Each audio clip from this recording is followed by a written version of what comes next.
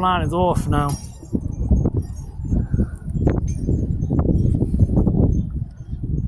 Every time she takes off, she winds up going almost to the wall.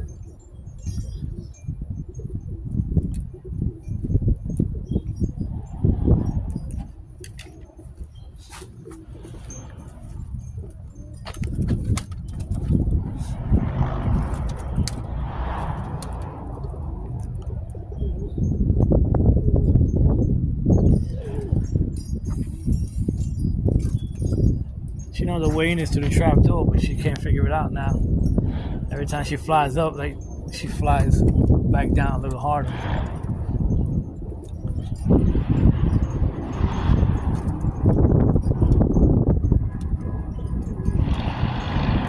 If you guys are interested in Chinese owls, Mike's over there in Pigeon on Broadway.